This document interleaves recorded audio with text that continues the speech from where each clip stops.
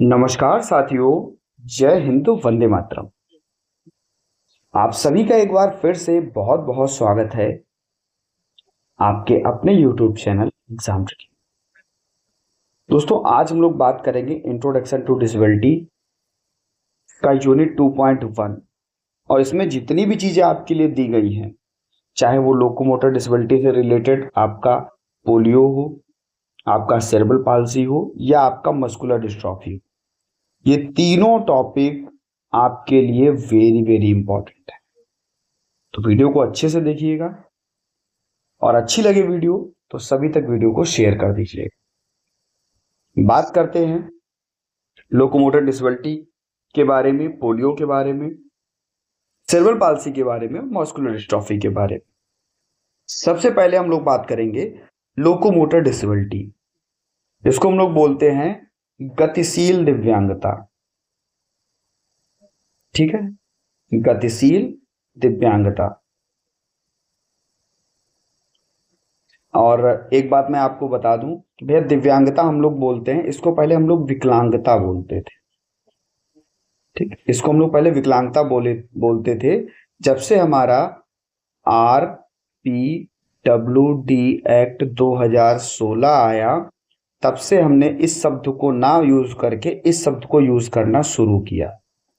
तो हो सकता है कहीं पर आपको देखने को भी मिल जाए ये शब्द, लेकिन आपको हमेशा इस शब्द का यूज करना है, जिसको आप क्या कहते हैं? दिव्यांगता। तो बात करते हैं लोकोमोटर डिसेबिलिटी की। तो कहेंगे भाई, शरीर के अगर किसी भी अंग में गतिशीलता में कमी हो, जिसमें व्यक्ति को कहीं पर बैठने, किसी चीज को उठाने, मांसपेशियों में अकड़न, इससे क्या होगा? व्यक्ति की दैनिक जो क्रियाएं होंगे, जो दैनिक क्रियाकलाप होंगे, वो प्रभावित होंगे। शारीरिक गतिविधियों से जुड़ा हुआ प्रभाव जो है वो आपको यहाँ पर देखने को मिलेगा। ये आपका जन्मजात भी हो सकता है, किसी दुर्घटना, रोग, चोट के कारण भी हो सकता है। कोई बीमारी हो गई, कोई दुर्घटना हो गई, जिससे आपके शरीर के अंग में कोई समस्या आ गई। शरीर के अंगों में किसी भी प्रकार का कोई भी बाधा का आना आपका गतिशील दिव्यांगता, लोकोमोटर डिसेबिलिटी कहलाती है। परिभाषा की बात कर लें तो यह एक ऐसी स्थिति जिसमें व्यक्ति का शारीरिक ढांचा या तंत्रिका तंत्र इस प्रकार प्रभावित होता है कि वह सामान्य शारीरिक गतिविधियों को आसानी से नहीं कर सकता।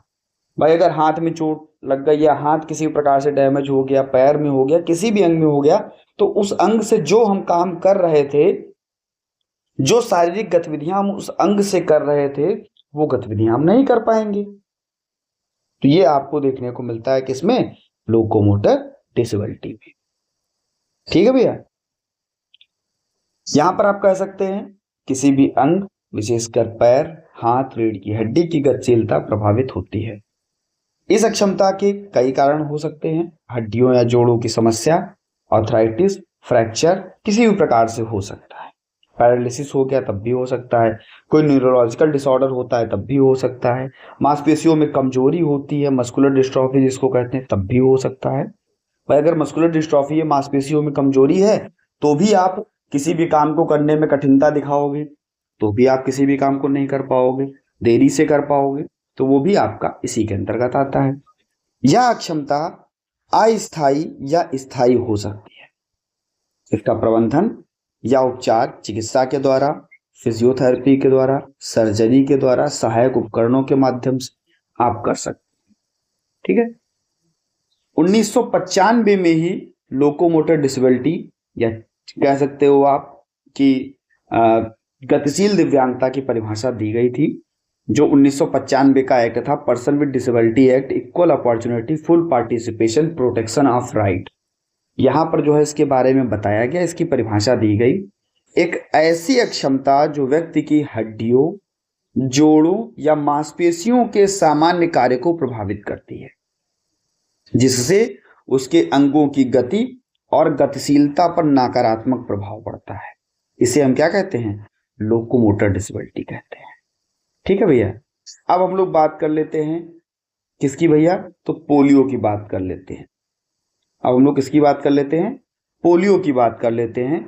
पोलियो माइलाइटिस, इसी को हम लोग पोलियो भी बोलते हैं। और आप लोग सब लोग जानते हैं भैया,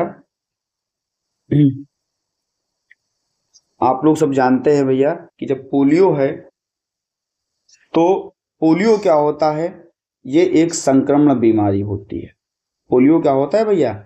एक संक्रमण बीमारी होती है जो किसी वायरस के द्वारा फैलती है।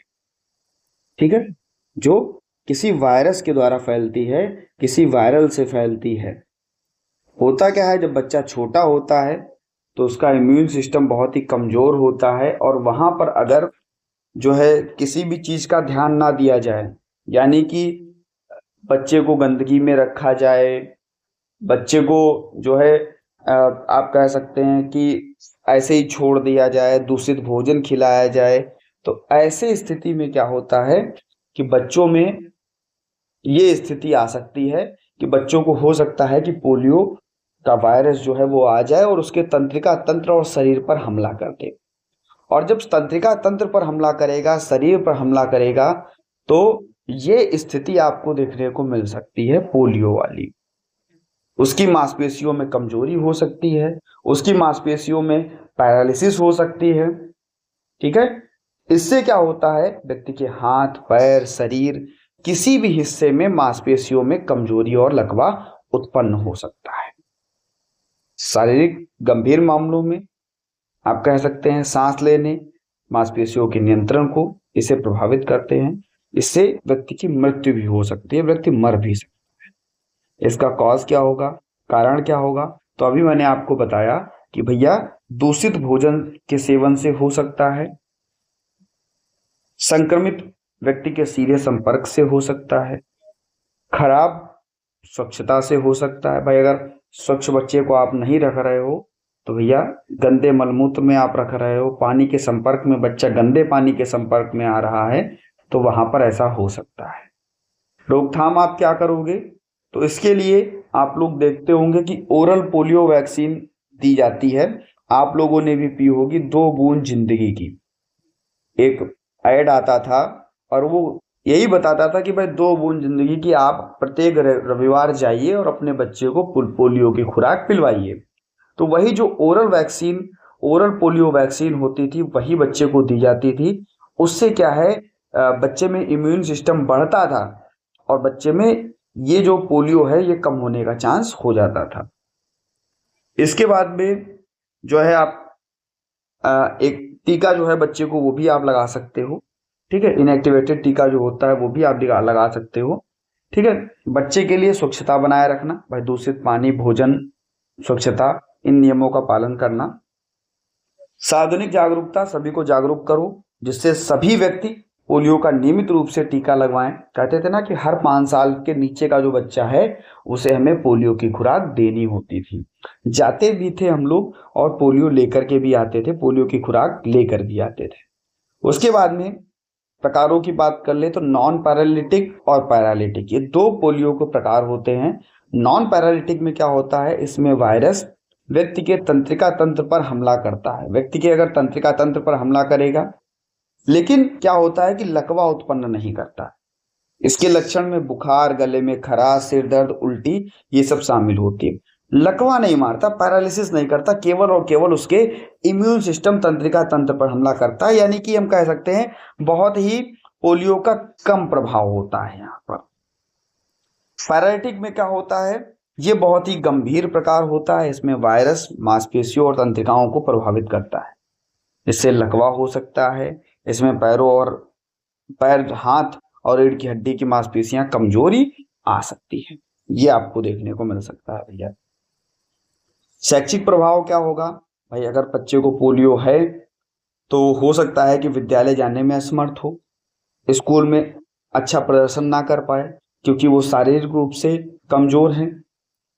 बच्चे को आवश्यकता पड़ सकती है सहायक उपकरणों की, उसके लिए विशेष शिक्षा व्यवस्था की आवश्यकता पड़ सकती है, व्हील चेयर, बैसाखी, इनकी आवश्यकता हो सकती है। समावेशी शिक्षा, इंक्लूसिव एजुकेशन, ऐसे बच्चों को सामान्य शिक्षा के साथ जोड़ा जाना चाहिए ताकि वे अपनी सामाजिक और मानसिक क्षमताओं को पूरा कर सकें। एक्सेसिबिलिटी होनी चाहिए, हर बच्चा स्कूल में रैंप की व्यवस्था होनी चाहिए, बस स्टैंड पर भी जो भी व्यवस्थाएं होनी हो वो होनी चाहिए, जिससे कि हर व्यक्ति आ जा सके। ठीक है, आप विशेष शौचालय का प्रबंधन करना चाहिए, जिससे कि जो भी बच्चा जिस चीज़ से प्रभावित है वहाँ पर बेहतर हो सके। फिजियोथेरेपी आप बच्चे को दिलवा सकते हो, उसकी मांसपेशियों में शक्ति बढ़ाने का काम करेगा, उसकी मांसपेशियों को फ्लेक्सिबल बनाने का काम करेगा। आप आर्थोपेडिक सर्जरी दे सकते हैं, गंभीर मामलों में विकृत अंगों को ठीक करने के लिए सर्जरी की आवश्यकता हो सकती है। सहायक उपकरण असिस्टिव डिवाइसेस आप दे सकते हैं, चलने फिरने में बच्चे को सहायता, बैसाखी, व्हील चेयर, ठीक है, इन सब चीज़ों को आप दे सकते हैं बच्चे को। ठीक, तो ये क्या है, आपका पोलियो के बारे में था, जिसका आप रोकथाम कर सकते हैं, उसकी परिभाषा आपको बता दी गई, उसके प्रकारों के बारे में चर्चा कर ली गई और उसका प्रबंधन भी आपको बता दिया गया। इसके बाद जो है दूसरा टॉपिक है अपना सेरेब्रल पाल्सी, जिसको हम लोग सीपी बोलते हैं, जिसको हम लोग बोलते हैं प्रमस्तिष्क पक्षाघात। प्रमस्तिष्क पक्षाघात, ठीक है, इसी को हम लोग सीपी बोलते हैं, इसी को हम लोग क्या बोलते हैं, सेरेब्रल पाल्सी बोलते हैं। तो ये क्या होता है, ये आपका एक न्यूरोलॉजिकल विकार होता है जो आपके मस्तिष्क में किसी भी गड़बड़ी के कारण होता है। अगर मस्तिष्क में किसी भी प्रकार की क्षति हो जाती है, किसी भी प्रकार से आप कह सकते हो कोई संतुलन उसका बिगड़ जाता है, कोई शारीरिक समन्वय उसका सही नहीं रहता, तो वहां पर क्या होता है, कह सकते हो कि भाई बच्चे को सेरेब्रल पाल्सी हो सकती है। ये एक आपका न्यूरोलॉजिकल विकार होता है। मान लो कहीं चोट लग गई, कहीं मस्तिष्क में गांठ पड़ गई, ठीक है, तो इससे क्या होता है, बच्चे का चलना, बच्चे का संतुलन, बच्चे का नियंत्रण, ये सभी प्रभावित हो जाते हैं और ये आम तौर पर जीवन भर रह सकती है। क्योंकि सेरेब्रल पाल्सी एक बार होने के बाद में उसको आप फिजियोथेरेपी के द्वारा, बच्चे को सहायक उपकरणों के द्वारा आप उसको कम कर सकते हैं, लेकिन उसको बिल्कुल ठीक नहीं कर सकते। ठीक, प्रमस्तिष्कीय पक्षाघात में दो शब्द आपके आते हैं, एक आपका आता है सेरेब्रल, एक आपका आता है पाल्सी। सेरेब्रल का अर्थ होता है दोनों भाग और पाल्सी का अर्थ होता है ऐसा विकार या क्षति जो शरीर के गति के नियंत्रण को क्षतिग्रस्त करती है। भाई मस्तिष्क में अगर किसी भी प्रकार के कोई भाग हैं, ठीक है, तो वो क्या भैया, वो हमारे शरीर के गति के नियंत्रण को नष्ट कर रहे हैं, क्षतिग्रस्त कर रहे हैं, क्योंकि हर मस्तिष्क का भाग अलग अलग तरीके से काम करता है। ठीक है, इसको सबसे पहले विलियम लिटिल ने, इसको थोड़ा सही कर लीजिएगा, मैंने भैया इसकी पढ़ाई एक बार की थी तो मैंने यहाँ पर नहीं सही किया, इसको थोड़ा आप सही कर लीजिएगा। जहाँ पर मैंने 1760 कभी भी बताया हो तो भैया माफ़ी चाहता हूँ, उसको 1860 कर लीजिएगा। ठीक है, विलियम लिटिल ने इसे लिट्स रोग के बारे में कहा कि भाई इसको हम लिट्स रोग कहेंगे, क्योंकि इन्होंने दिया था, इन्होंने पाया कि बच्चों में हाथ पैर पाँव में मांसपेशियों में कड़ापन पाया जाता है, इससे बच्चे को वस्तु पकड़ने में, चलने में कठिनाई होती है, और इन्होंने इसे सर्वप्रथम किसका नाम दिया, लिटिल्स रोग या लिट्स रोग का इन्होंने नाम दिया, लिटिल रोग का या लिट्स रोग का इन्होंने नाम दिया। सेरेब्रल का अर्थ है मस्तिष्क के दोनों भाग और पाल्सी का अर्थ है असामान्यता या क्षति जो शारीरिक गति के नियंत्रण को नष्ट करती है। इसी को हम लोग कहते हैं मस्तिष्क का लकवा। क्या कहते हैं, सेरेब्रल पाल्सी को ही हम लोग कहते हैं मस्तिष्क का लकवा। परिभाषा की बात कर लें तो वेरी वेरी इंपॉर्टेंट आपकी परिभाषा बैट्सो एवं पैरेट के अनुसार हमेशा 1986 में परिभाषा दी गई इनके द्वारा। कहेंगे भैया सेरेब्रल पाल्सी एक जटिल अप्रगतिशील अवस्था है जो जीवन के प्रथम 3 वर्षों में हुई मस्तिष्कीय क्षति के कारण उत्पन्न होती है। इसके फलस्वरूप मांसपेशियों में सामंजस्य खत्म हो जाता है और अपंगता आ जाती है, कमजोरी आ जाती है। ठीक है, इसके कारण क्या होते हैं, गर्भावस्था के दौरान मस्तिष्क के विकास में असामान्यता, अगर ऑक्सीजन की कमी हो रही है प्रसव के दौरान तब भी समस्या, माँ को किसी प्रकार का संक्रमण है, बीमारी है तब भी सेरेब्रल पाल्सी हो सकती है, मस्तिष्क में चोट लग जाती है तब भी हो सकती है, अधिक रक्तस्राव हो जाता है तब भी हो सकती है, आनुवांशिक विकार जेनेटिक डिसऑर्डर है तब भी हो सकता है। तो ये कारण होते हैं आपके सीपी के होने के।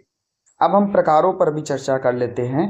मुख्यतः हम लोग 3 प्रकारों के बारे में पढ़ेंगे, जहां पर हम लोग बात करेंगे 3 भागों में, गंभीरता के आधार पर, प्रभावित अंगों के आधार पर, या आपकी गंभीरता, उसके बाद प्रभावित अंगों के आधार पर हम पढ़ेंगे और चिकित्सा के आधार पर पढ़ेंगे। तो गंभीरता के आधार पर आपका 3 प्रकार, एक आपका अल्प प्रमस्तिष्कीय पक्षाघात, एक आपका अति अल्प प्रमस्तिष्कीय पक्षाघात, सॉरी यहाँ पर थोड़ा आप सही कर लीजिए, माइल्ड जो होता है वो अति अल्प होता है, ये इसको थोड़ा सही कर लीजिए, अति यहाँ से हटा करके, ठीक है, यहाँ पे लगा लीजिए। जो माइल्ड सेरेब्रल पाल्सी होता है या मॉडरेट होता है, माइल्ड का मतलब होता है अति अल्प प्रमस्तिष्कीय पक्षाघात, और जो मॉडरेट का मतलब होता है वो अल्प प्रमस्तिष्कीय पक्षाघात होता है। ठीक है भैया, तो बात करते हैं हम लोग। इसमें जो आपका माइल्ड सेरेब्रल पाल्सी होता है, इसमें गामक एवं शरीर स्थिति से संबंधित जो दिव्यांगता होती काफी न्यूनतम होती, काफी कम होती है। बच्चा यहाँ पर स्वतंत्र रूप से चीजों को सीख सकता है और सामान्य विद्यालय में समेकित शिक्षा में लाभ उठा सकता है। मॉडरेट की बात करते हैं तो इसमें क्या होता है, गामक शारीरिक स्थिति से संबंधित दिव्यांगता का प्रभाव अधिक होता है। भाई यहाँ पे कम होगा तो यहाँ पर क्या होगा, ज्यादा होगा। अब ज्यादा होगा तो भैया बच्चे को उपकरण की आवश्यकता हो सकती है, सहायक उपकरणों की मदद से बच्चों को हम स्वतंत्र कर सकते हैं, बच्चे को हम लोग विशेष शिक्षा में ले जा सकते हैं, विशेष शिक्षा दिलवा सकते हैं। इसके बाद में गंभीर प्रमस्तिष्कीय पक्षाघात, इसमें आप कह सकते हैं कि बच्चे को बहुत ही गंभीर समस्या होती है, जहां पर वो अपने activity of daily living, ADL के काम को, जैसे ब्रश करना, स्नान करना, कपड़े पहनना, खाना खाना, ऐसी स्थितियों पर भी दूसरे पर बच्चे को निर्भर रहना पड़ता है। तो ये आपका क्या है, गंभीर प्रमस्तिष्कीय पक्षाघात है। प्रभावित अंगों के आधार पर, प्रभावित अंग हैं तो 5 प्रकार होंगे। 5 प्रकार कौन कौन से, तो हम कहेंगे मोनोप्लेजिया होगा, हेमीप्लेजिया होगा, डाईप्लेजिया होगा, पैराप्लेजिया होगा और क्वाड्रिप्लेजिया होगा। अगर किसी भी व्यक्ति के कोई एक हाथ और एक पैर प्रभावित होता है तो मोनोप्लेजिया होता है। एक ही तरफ का, मान लो ये मैं बच्चा बना दूं, ऐसे ऐसे ऐसे ऐसे, एक ही तरफ का आप कह सकते हो भैया कि एक ही तरफ का अगर हाथ और पैर प्रभावित हो सकता है, या तो आपका लेफ्ट हैंड साइड हो जाए या तो आपका राइट हैंड साइड हो जाए। किसी भी एक तरफ का हाथ और पैर प्रभावित हो जाए, हिस्सा प्रभावित हो जाए, तो वो हेमीप्लेजिया होता है। डाईप्लेजिया में क्या होता है, ज्यादातर दोनों पैर प्रभावित होते हैं। अगर मान लो बच्चे के दोनों पैर प्रभावित हो रहे हैं तो डाईप्लेजिया, और कभी कभी हाथ भी प्रभावित दिख सकते हैं। ठीक, पैराप्लेजिया में आपके शरीर का दोनों पैर प्रभावित होंगे, और क्वाड्रिप्लेजिया में बच्चे के शरीर का पूरा शरीर प्रभावित होगा। सबसे गंभीर दिक्कत जो होती है वो यही होती है। आशा है दोस्तों आपको समझ में आ रहा होगा। समझ में आ रहा है भैया तो एक बार ना वीडियो को लाइक करके कमेंट करके बता दिया करो, थोड़ा मोटिवेशन मिल जाता है कि हाँ चलो आप लोगों के समझ में आ रहा है। ठीक है, और चैनल पर पहली बार है, आप सभी को पता है कि 84,000 का परिवार, स्पेशल एजुकेशन का सबसे बड़ा परिवार जो कि आप लोगों ने बनाया, और जितना आप लोगों ने मेहनत की उससे कहीं ज़्यादा हमने भी मेहनत की इसको आगे ले जाने के लिए। आप लोगों को वो चीज़ें हमने प्रोवाइड की जो आपके एग्ज़ाम को बहुत खास बनाती है, आपके एग्ज़ाम में आपकी बेहतर तैयारी करवाती है। बात करते हैं भैया चिकित्सकीय लक्ष्यों के अनुसार वर्गीकरण। चिकित्सकीय है तो भैया 4 प्रकार होंगे। पहला प्रकार आपका स्पास्टिसिटी, यहाँ पर क्या होगा, कड़ी हुई या तनी हुई मांसपेशियां होंगी काफी ज्यादा, बच्चे को जो है कुशलता में प्रभावित करेंगी, उसमें कठिनाई देखने को मिलेगा, धीमापन देखने को मिलेगा, बच्चे काफी सुस्त देखने को मिलेंगे, मांसपेशियों में तनाव बढ़ेगा, बच्चों में क्रोध या उत्तेजना आएगी तो मांसपेशियों में कड़ापन भी बढ़ेगा। ठीक है, तो ये सब चीजें आपको देखने को मिल सकती है। उसके बाद में एथेटोसिस। एथेटोसिस का अर्थ होता है अनियमित गति। अनियमित गति का मतलब मांसपेशियां तनाव सामान्य होता है, शरीर के गति के साथ तनाव बढ़ता है। जब अपनी इच्छा से कोई अंग संचालित करता है बच्चा तो भैया वो क्या करता है, तड़फड़ाने लगता है, बहुत ज्यादा कह सकते हो कि शरीर में कंपन होता है। एटेक्सिया क्या होता है, तो कहेंगे भैया इसमें अस्थिर और अनियंत्रित गति होती है। बिल्कुल बच्चा खड़ा नहीं हुआ कि शारीरिक संतुलन उसका खराब हो गया, बच्चा गिर गया, मांसपेशियां तनाव जो है वो खराब हो गया बच्चे का, बच्चे को गामक पिछड़ा माना गया, तो ऐसी चीजें होती है। और मिक्स्ड में क्या होता है, स्पास्टिसिटी और एथेटोसिस दोनों के लक्षण जो हैं वो आपको मिक्स्ड में देखने को मिलते हैं। ठीक है, इसका निवारण क्या हो सकता है, तो गर्भावस्था के दौरान चिकित्सा या जांच और स्वास्थ्य शैलियाँ, संक्रमण से बचाव, टीकाकरण, रुबेला टीकाकरण, इन सब चीज़ें चिकित्सा में भी प्रबंधन कर सकते हैं आप। और नवजात शिशु में भी अगर बच्चे को आप चोट से लेकर बचा रहे हो, माँ का स्वास्थ्य पर ध्यान दे रहे हो, तो भैया आप जो है इसका निवारण या बचाव कर सकते हैं। शैक्षिक प्रभाव क्या होगा भाई, ऐसे बच्चे जो है उनको व्यक्तिगत ध्यान देने की आवश्यकता होगी, क्योंकि बच्चा जाएगा विद्यालय, हो सकता है चल ही ना पाए, हो सकता है सहायक उपकरण भी लगा दीजिए लिए जाएं तब भी ना काम हो पाए। तो ऐसी चीजें जो हैं आपको देखने को मिल सकती हैं इस सेरेब्रल पाल्सी में। बच्चे के लिए आप सहायक तकनीकी, कंप्यूटर, संचार उपकरण, भाई अगर बच्चे को बोलना भी सिखाना है, जो ऑडियो वीडियो के माध्यम से आप उनको असिस्टिव टेक्नोलॉजी के माध्यम से सिखा सकते हैं।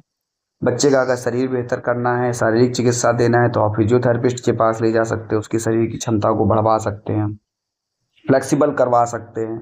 ठीक है, हाँ, और ये सब चीजें ना हमेशा अर्ली एज में होती हैं। बच्चा बड़ा हो जाएगा फिर इसमें करने का कोई मतलब नहीं। अगर आप ये चाहो कि बच्चा बड़ा हो जाए फिर हम फिजियोथेरेपिस्ट के पास जाएं, कोई मतलब नहीं। जितनी जल्दी आप बच्चे का पहचान करो उतनी ही जल्दी जाकर के आप थेरेपिस्ट से, स्पेशल एजुकेटर से आप जाकर के मिलो और भैया उस पर हस्तक्षेप चालू करो। ठीक है, सामाजिक समावेशन, सामान्य कक्षाओं में बच्चों के साथ में बेहतर, व्यक्तिगत, जब आप बच्चे पर काम करोगे तो आईईपी बनाओगे, आप लोगों ने बनाई भी होगी फाइल अपनी, तो उसमें आपने बहुत अच्छी तरीके से आईपी के बारे में पढ़ा भी होगा। अब हम लोग बात कर लेते हैं मैनेजमेंट की, तो आप इसको फिजियोथेरेपिस्ट के पास ले जा सकते हैं, बच्चे की ताकत गतिशीलता को बढ़ा सकते हैं। ओटी जो कि दैनिक क्रियाकलापों को जो है बेहतर कर सकती है। स्पीच थेरेपी बोलने संवाद करने की क्षमता को बेहतर कर सकती है। मेडिसिन बच्चे की जकड़न दौरे को नियंत्रित कर सकती है। सर्जरी भी आप करवा सकते हैं, अगर छोटी मोटी सर्जरी होती है तो बच्चे की शारीरिक समस्या बेहतर हो जाती है। शारीरिक उपकरण, assistive devices, wheel chair, walker, splint, इनका सबका प्रयोग किया जाता है। लास्ट टॉपिक है इस वीडियो का मस्कुलर डिस्ट्रॉफी, और ये सभी जो हैं आपको लोकोमोटर डिसेबिलिटी के अंतर्गत ही देखने को मिलते हैं। इसमें क्या होता है, मांसपेशियां कमजोर हो जाती है। ठीक है, इसमें क्या होता है, मांसपेशियां कमजोर हो जाती है। कमजोर का मतलब है ये एक आपका जेनेटिक डिसऑर्डर होता है, जेनेटिक विकार होता है। यहाँ पर व्यक्ति की मांसपेशियां कमजोर हो जाती है। कमजोर हो जाएंगी तो भाई धीरे धीरे व्यक्ति को काम करने में समस्या होगी, चलने फिरने में समस्या होगी, बैठने उठने में समस्या होगी। इसके काजेस क्या हो सकते हैं, एक आपका तो हो सकता है मांसपेशियों में प्रोटीन की कमी हो सकती है, या असामान्य प्रोटीन हो सकता है। भाई किसी भी चीज का ज्यादा और कम होना दोनों हमारे लिए घातक होता है। ठीक है, अगर ज्यादा है तब भी समस्या है, और अगर कम भी है तब भी समस्या है। ठीक है, तो अगर हम बात करें आनुवांशिक उत्परिवर्तन, यानी कि हमारे जीन से कोई भी चीज हमें मिल सकती है, हमारे माता पिता से। ठीक है, और वो मांसपेशियों में आवश्यक प्रोटीन का उत्पादन करती है, वो समस्या आ सकती है आपकी। आनुवांशिक हो सकता है, हमारे पीढ़ी दर पीढ़ी जो है चीजें विरासत में हमको मिलती रहती हैं, वहां पर भी समस्या आ सकती है। जेनेटिक, आपका आनुवांशिक उत्परिवर्तन, और हेरिडिटी, ये दोनों ही आपको प्रभावित करते हैं मस्कुलर डिस्ट्रॉफी वाले बच्चे को। निवारण आप क्या कर सकते हैं, इसके लिए आप जो है पूरी तरीके से आप इसको नहीं रोक सकते। अगर आपको बच्चे को, व्यक्ति को पता हो गया है तो आप उसके लिए जेनेटिक काउंसलिंग करा सकते हैं। हाँ, जेनेटिक काउंसलिंग तो आप जब कराओ जब माता जो है गर्भ धारण करने वाली हो। ठीक है, तब क्या होता है, तब ये पता हो जाता है कि बच्चे में किसी भी डिसेबिलिटी को होने के चांसेस कितने हैं। ठीक, गर्भावस्था में पहले आनुवांशिक परीक्षण आप करवा लीजिए। उच्च जोखिम वाले परिवारों पहले से ही सावधानी बरतना शुरू कर दें। गर्भावस्था के दौरान नियमित चिकित्सकीय जांच करवाएं। इसमें क्या होता है, सबसे गंभीर जो प्रकार होता है वो यही होता है ड्यूचेन मांसपेशीय क्षरण। ड्यूचेन मांसपेशीय क्षरण सबसे गंभीर प्रकार, सबसे गंभीर स्थिति होती है मस्कुलर डिस्ट्रॉफी की, जो बचपन में लड़कों में अधिक पाया जाता है। इसमें मांसपेशियां जल्दी कमजोर हो जाती हैं। सबसे ज्यादा कौन भैया, लड़के प्रभावित होते हैं। दिव्यांगता कोई भी हो, सबसे ज्यादा कौन? लड़के प्रभावित होते हैं।